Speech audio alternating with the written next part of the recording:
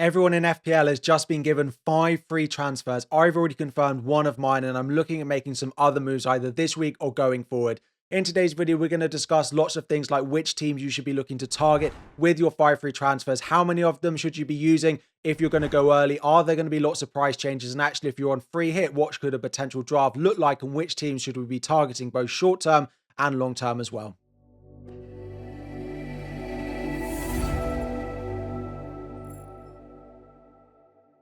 What is up, everyone? FPL Harry here. Before we dive in, 2,000 likes is the aim. Subscribe if you are new around here. And it is the week where we get 5 free transfers. You will see from the screen recording up on screen that I've actually only got 4 left. But everyone logging into FPL now will see that they've got 5 free transfers unless you've already started to use them. My one confirmed transfer that I've already made, you can see, was selling Mateta to Thiago. Now, I'm recording just before halftime in that Crystal Palace versus Fulham game. It is currently 1-1. I did bench Anderson, but I did have Richard. So we're all basically spending the second half counting defensive contributions if you've got any defenders in that game. And a farewell gift for Mateta would absolutely be appreciated in the second half of that match before I'm sure he gets substituted early.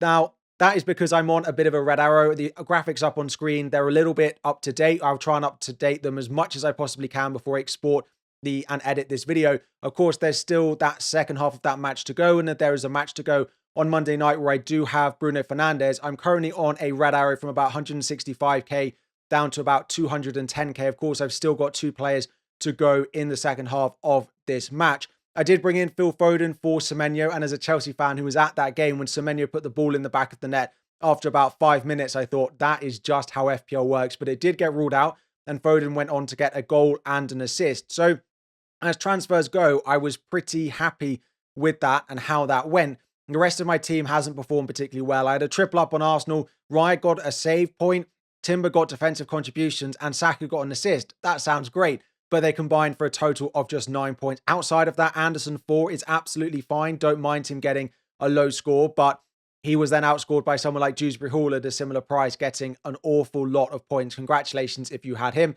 Enzo Fernandez, a big disappointment. Van Dijk, a big disappointment. And Haaland, captain, is the same for everyone. So having a look at how my team lines up for game week 16 at the moment, it actually looks all right after I've confirmed 1 transfer. So that now leaves me with 4 transfers in the bank and 1 million to spend. David Raya in goal. We've got Virgil van Dijk, Timber, Anderson in midfield, Fernandes, Phil Foden, Enzo Fernandez, Bukayo Saka, Thiago, and Erling Haaland, all with pretty good fixtures. On the bench, I've then got Richards of Crystal Palace, I've got Rodon, and I've got Mark Guiu. And actually, with the injury to Delap of Chelsea, it sounds like Mark Guiu might get a slight boost in minutes, particularly over the festive period, because of the amount of games Chelsea have got to play. He might get those substitute appearances a little bit more. I don't expect very much from him, and I don't plan on starting him in my team, but it might just be nice to have a little bit more strength on the bench, as it looks like Delap may have injured or even dislocated his shoulder. We're still waiting on a bit of a prognosis for that. So as I said, I've already confirmed 1 free transfer, which was selling Mateta to buy Thiago, which leaves me 1 million in the bank. Outside of that, which players am I looking to sell over the next couple of weeks? Anderson of Nottingham Forest. I need Nottingham Forest to at least be winning games or putting in good performances for him to be worth it, but he's still getting defensive contributions, so I do not mind him at all. It's just with someone like Dewsbury Hall at a similar price, scoring goals a lot more often than he is, makes him a fine value pick. But is there someone better at his price? I don't plan on making that switch sideways this week, but I am aware that Everton have some nice fixtures coming up after they go away to Chelsea this week. The 2 big ones for me are Enzo Fernandez and Virgil van Dijk. Enzo Fernandez playing a lot deeper, doing a lot more defensive work while Caicedo's out injured. Doesn't really feel like he's worth the money. And the other one is Virgil van Dijk. He definitely doesn't feel like he's worth the money. Liverpool have not turned the corner that we thought they would over the last couple of weeks since the last international break when their fixtures got better.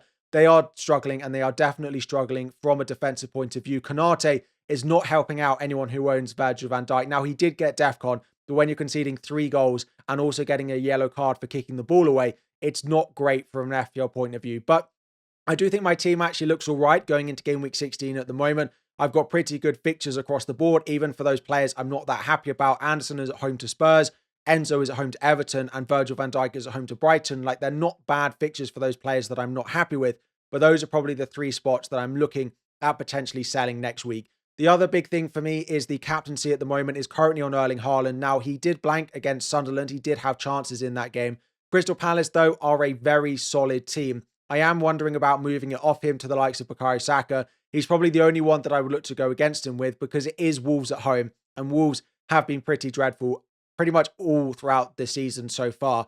Saka currently as the vice captain is taking off Erling Haaland is something that people have done recently, and it doesn't tend to work out unless you went against him this week, but not many of the big owned players that you would have captained this week have actually done that well. So at the moment, Haaland currently has the captain armband, Saka has the vice captain, Thiago has come in, and yeah, it's really Enzo and Virgil van Dijk that I'm looking at changing in my team. Now, one of the big things going on this week is the amount of price changes that are going to take place. You will have seen it already on Saturday evening. There have been so many price changes. Phil Foden has risen in price once again. If you want to track them or you want to know which players are likely to rise in price, Live FPL has been the #1 ranked price change predictor in the game every single month so far this season. They have a website which you can look at. You can search a specific player. So if I want to see whether Phil Foden is going to rise again, he's predicted not to go up because he's just risen over a couple of days. You can do that. You can also scroll down and there's a very useful table which you can filter depending on ownership. Players that have already reached the target likely to rise tonight. Gabriel Maguire, Baliba, for example, all predicted to drop in price tonight. Enzo might fall in price tonight, which is interesting for me. Saka might rise. Chalobah, almost certain to rise in price tonight. I will leave a link in the description. There was also a version which is completely the same from Fantasy Football Scout, who are sponsoring this video. You can check out their price change predictor on either their site or Live FPL completely for free. But if you want to check out the main members area, there is a link in the description. They are still offering 40% off in the run up to Christmas. Again, you can have a look that Chalobah is very likely to rise. You've got a few other players who are likely to rise and potentially maybe for someone like a Casemiro. And you can, again, just search a player if you want to have a look at Phil Foden. So I'll leave the links to them in the description. They're so useful. I use them pretty much every single day. I also use the members area on Scout all the time, but particularly with price changes this week, there are going to be a lot. You can catch a lot of value if you want to risk going early on transfers like I did with Thiago. Mateta fell in price. Thiago has already risen in price last night. Make sure you are keeping on top of it with the amount of transfers being made.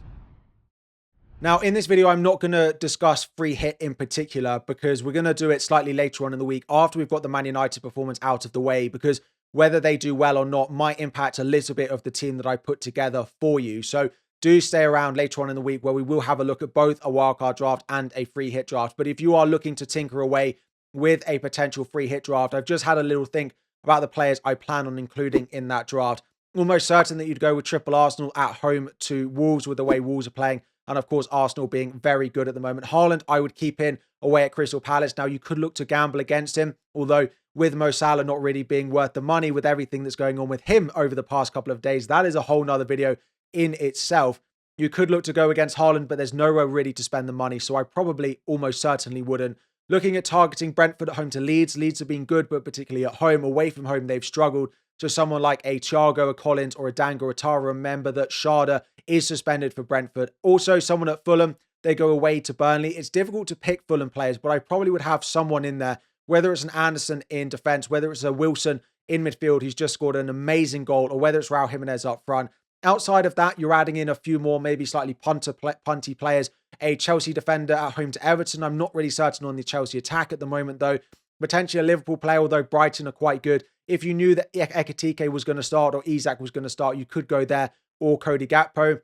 You could, of course, just include Phil Foden, who looks like he's on incredible form at the moment. Potentially Newcastle in that big derby away at Sunderland. Someone like a Bruno Guimaraes, someone like a Gordon, someone like a Voltemada, probably an attacker. I expect that to be quite high scoring. I don't expect clean sheets in that game. You could look at Aston Villa going away to West Ham. Someone like a Rodgers, a Watkins, or a Cash in defence who likes to score. And depending on how Man United gets on Monday night, you could look to include someone like a Bruno, a Cunha, and a Mbeumo. I'm not sure I'd be trusting them defensively, though.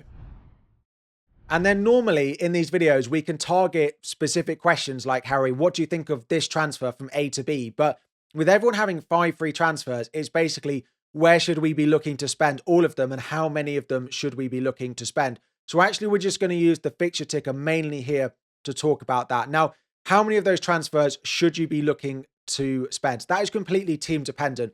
I think the general consensus needs to be that over the next couple of weeks, you still want to have a few transfers in the bank. Now, that doesn't mean that you can't use all 5 of your transfers this week to make your team better, to get on board with some price changes. But if you are using 4 or 5 transfers this week, I would then do your best in game week 17, 18, and 19 to at least roll a couple of transfers to get back up to 3, because a lot of people, probably like me, will maybe be dipping into a couple of those transfers, right? Using one transfer or two transfers this week, use one or two next week, and continue to have 3 or 4 in the bank for quite a long period of time. And that is probably what I'm looking to do. So there's no exact science with the amount of transfers that you need. You need to use as many as you want to make your team as good as you possibly want it to be. But then if you are doing that and using a lot of them immediately, you should look to be rolling a couple over the next couple of weeks.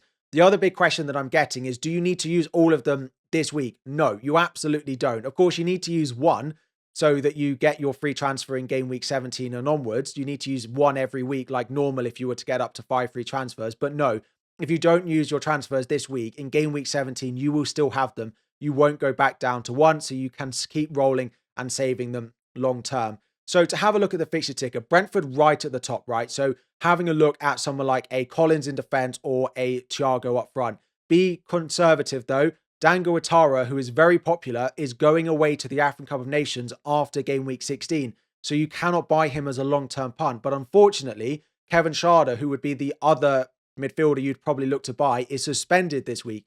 So if you are having a look at a Brentford midfielder, you could go for Dango for 1 week and then go to Kevin Schade, but you're probably best off just waiting until game week 17. Man United is next. Let's see how they get on Monday night. Bruno still feels like a safe long-term hold.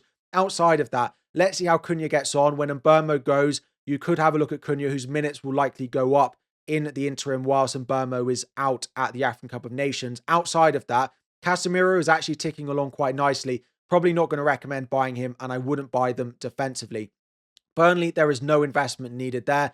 West Ham, you can actually have a look at Jarrod Bowen. From game week 18 onwards, they do have a really nice run, and Villa at home this week's not the best, but he is a potential differential in the forward line. Outside of that, I probably wouldn't be investing. Fulham are quite interesting. The next 3 fixtures in particular do look good, and then it does get quite difficult. Anderson is a great, nice, cheap rotating defender if you need one. Having a look at Wilson as differential in midfield or someone like a Jimenez up front for the short term, they were always going to be popular with the upcoming fixtures. Next up are Manchester City. Haaland and Foden, of course, the popular two.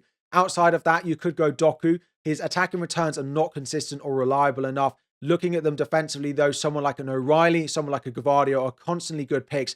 And when Ait Nori goes to AFCON, O'Reilly becomes a very good pick. Although Gvardiol has found himself back in the goals recently. That is the old Gvardiol that we know in FPL. And Newcastle, again, the long-term features look good. Voltemada looks good. Gordon has been praised by Eddie Howe. Could he be back starting every week over Harvey Barnes? Although they do have a lot of Europe. Bruno Guimaraes, you can, of course, look at. He's not going to score from a corner every week like he did this week, but he is a good pick and a nice, reliable option. He's very good for minutes. And then defensively, it's still the centre-backs that I would look at. Dan Burn and Malik Chow. As we saw, I expect a bit of rotation at fullback over the busy Christmas period. Tripling up on Arsenal feels a priority. This is a great week to do it. Saka, I'm still not 100% he's worth the money. And when he gets benched against Brentford, a lot of time we buy Saka for the minutes. But if he's not 100% nailed in some of those busy Christmas fixtures, maybe he's not worth the money. Declan Rice also ticking along very nicely. Not explosive at the moment, but his DEFCONs have gone up and he's very involved for Arsenal. And then, of course, it's doubling up defensively. Timber, unfortunately, Calafiori is injured. Hincapié looks like he is going to be nailed until we see a return for Gabriel, which could still be until 2026. Saliba is probably going to be back, or of course, you could buy David Raya.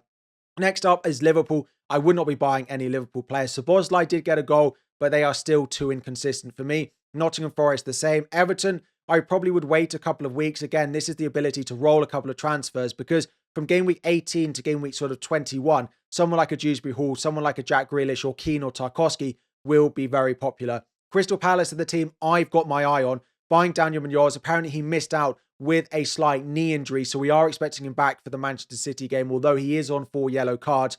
Game week 17 onwards, they have a great run. So Munoz, after he returns from his injury, having someone like a Richards, a Lacroix, a Mark Guéhi, or potentially a Mateta, although I'm not sure it's worth it, particularly defensively from game week 17 is where I would look to invest. Outside of that, when you get lower down, there's not a great run of fixtures. You could, if you've got a lot of luxury transfers, dip into someone like a Bournemouth for Burnley at home on someone like a Semenyo, dip in to someone like a Brighton for Sunderland at home, West Ham away and Burnley at home outside of their difficult away trips to Liverpool, which isn't that hard, Arsenal and Manchester City though. And maybe you could have a look at Villa, who are playing very well although it's quite difficult to pick just one player to buy, with a lot of players contributing to the goals and clean sheets not being that reliable.